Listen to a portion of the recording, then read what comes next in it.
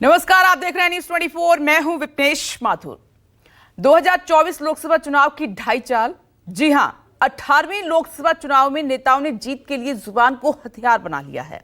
मुद्दा कोई भी हो, कैसा भी हो, शब्दों की बाजीगरी खूब चल रही है और शब्दों की इस बाजीगरी में कोई भी किसी से पीछे नहीं है। साथ ही बयानों की इस मारामारी में नेता जोश में होश भी खो रहे हैं। लगातार चुनाव के 2 चरण अभी बाकी हैं और पूरी संभावना है कि बयानों की तीर की बारिश अभी और होगी और बहुत से बयान बहादुर भी जनता के सामने नजर आएंगे।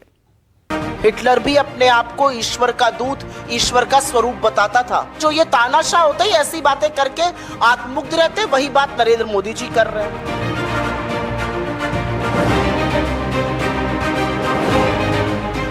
अनजाने में मोदी जी के भक्त महाप्रभु हैं, उल्टा कह दिया।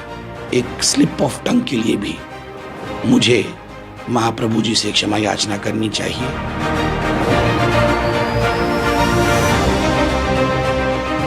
इन लोगों को इतना घमंड हो गया, इतना घमंड हो गया। भगवान जगन्नाथ मोदी जी के भक्त हैं, मोदी जी भगवान जगन्नाथ के भी ऊपर हो गए। इस बार इनको बदला तो मिलना चाहिए, इस अहंकार का तो नीचे लाना चाहिए। सफेद पोश उड़ा रहे एक दूजे का माखौल, लगता है देश में गर्म है चुनाव का माहौल। कविता की इन लाइंस में भले ही तंज हो, लेकिन इन चंद शब्दों ने चल हो जा शुरू। केसरिया से मन जोगी हुआ रे, दिल झूमे देखो पतवारा हुआ रे, दिल झूमे देखो पतवारा हुआ रे।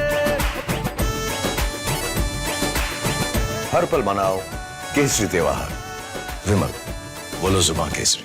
चुनावी घमासान की एक बड़ी तस्वीर से धूल साफ कर दी।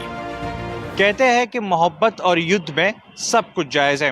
2024 के चुनावी जंग में तमाम पार्टी और सभी नेता अपने आप को अव्वल साबित करने के लिए साम दाम दंडभेद तमाम नीतियों को साध रहे हैं। विरोधियों की लकीर को छोटा करने के लिए लंबी लकीरें खींची जा रही है। जुबानी तलखी भी तेज हो गई है। कई जगहों पर शब्दों की मर्यादा को तार तार किया गया है, लेकिन शायद फर्क किसी को नहीं पड़ता, क्योंकि जुबान से जख्म देने का सिलसिला लगातार जारी है। चुनावी मौसम में नेताओं की जुबान फिसलना कोई नई बात नहीं, और ऐसा ही कुछ हो गया है बीजेपी के दिग्गज प्रवक्ता संबित पात्रा के साथ। सभी मामलों की जानकारी रखने वाले संबित पात्रा पीएम मोदी के उड़ीसा पहुंचने पर इतने उत्साहित हो गए कि महाप्रभु जगन्नाथ को ही मोदी का भक्त बता दिया। मोदी को देखा लक्षाधि लोक आसछंती। मोदी भक्त जगन्नाथ आमे सब होचु मोदी परिवार जन। ये जो अद्भुत दृश्य मु तो मोर इमोशन कंट्रोल करि पारुनी। मत लगुची ये सब ओडियां पई आज एक बहुत विशेष दिन। अब संबित पात्रा की जुबान फिसली या उनके मन में जगन्नाथ से ज्यादा मोदी की छवि बड़ी थी, ये चर्चा का विषय हो सकता है। लेकिन संबित पात्रा के इस बयान ने विपक्ष को हमले का भरपूर मौका दे दिया। जुबानी तलखी और जहर बुझे शब्दों की बारिश विपक्ष की तरफ से भी हुई। कांग्रेस की प्रवक्ता ने लोकतंत्र और पीएम पद की गरिमा को तार तार करते हुए प्रधानमंत्री मोदी को तानाशाहों की लिस्ट में खड़ा कर दिया। ऐसा प्रोपेगेंडा इतिहास में पहले भी देखा गया है। हिटलर भी अपने आप को ईश्वर का दूत, ईश्वर का स्वरूप बताता था। आपको पता है ना, किम जोंग, वो भी खुद को अपने अंदर दैवीय शक्ति बताता है, ईश्वर का स्वरूप बताता है, कहता है पेशाब नहीं करता है। ये किस तरह की बातें, जो ये तानाशाह होते ही ऐसी बातें करके आत्ममुग्ध रहते, वही बात नरेंद्र मोदी जी कर रहे हैं। कमान से छोटा तीर और जबान से निकली बात वापस नहीं हो सकती। बयान पर हंगामा मचा तो संबित पात्रा को गलती का एहसास हो गया। पात्रा ने माफी मांगी, लेकिन कांग्रेस की तलखी तब भी कम नहीं हुई। अनजाने में बाइट देते समय मैंने मोदी जी के भक्त महाप्रभु हैं, उल्टा कह दिया। ऐसा कभी संभव नहीं हो सकता है कि किसी मनुष्य के भक्त भगवान होंगे। तो अनजाने में ये त्रुटि हुई है, मगर अनजाने में हुए त्रुटि को ईश्वर भी क्षमा करते हैं। तो स्वाभाविक रूप से मुझे लगता है अनजाने में हुए एक स्लिप ऑफ टंग के लिए भी मुझे महाप्रभु जी से क्षमा याचना करनी चाहिए। जब इस पर कोहराम मचा तो बोला गया स्लिप ऑफ टंग हो गई थी। अच्छा, इतनी बड़ी स्लिप ऑफ टंग हो गई कि भगवान को मोदी का भक्त बता डाला। और तब तक आके नहीं स्पष्टीकरण दिया जब तक कोहराम नहीं बचा। हमने मुद्दे को नहीं उठाया। जब हजारों करोड़ों अनुयायियों ने कहा कि यह गलत है, तब आपको स्लिप ऑफ टंग याद आया।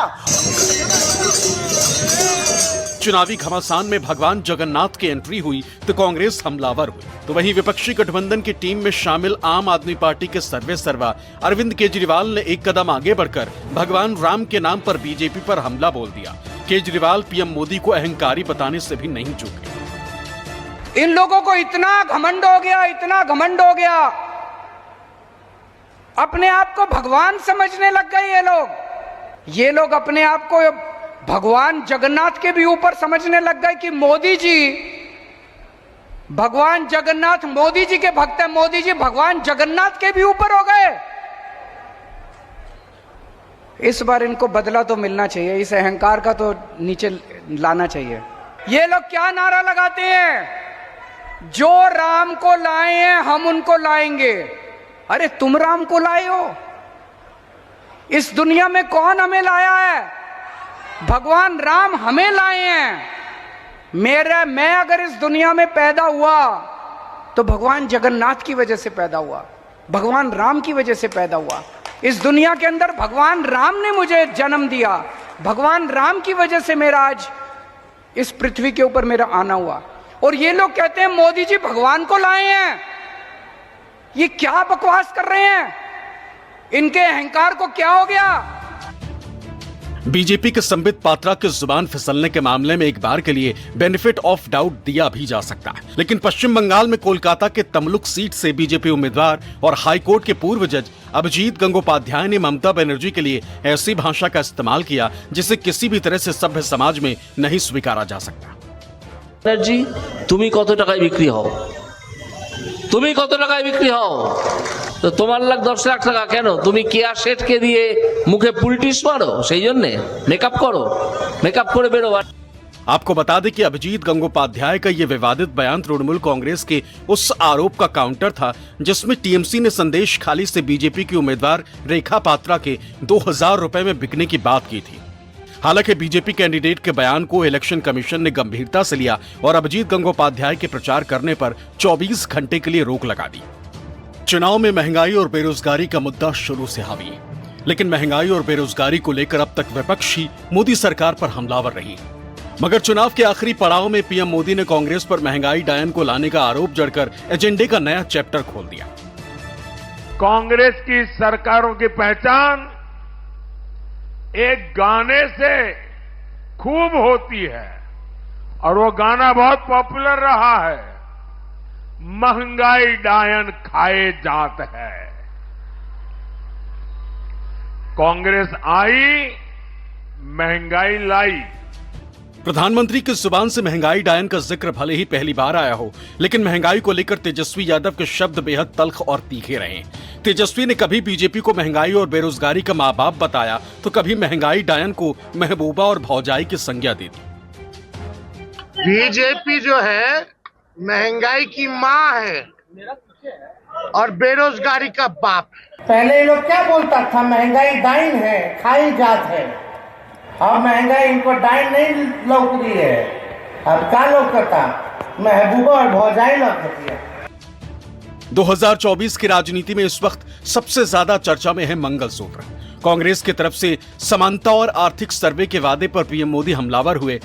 शब्दों की बाजीगरी इस हद तक पहुंची कि बीजेपी का इलेक्शन फेस बने नरेंद्र मोदी ने देश की महिलाओं के मंगलसूत्र को लेकर ही सवाल खड़े कर दिए। जवाब कांग्रेस की तरफ से भी आया। मंगलसूत्र के मुद्दे पर प्रियंका ने भी इमोशनल कार्ड खेलने में देर नहीं लगाई। इनकी नजर कानून बदलकर हमारी माताओं बहनों की संपत्ति छीनने का भी खेल खेला जा रहा है।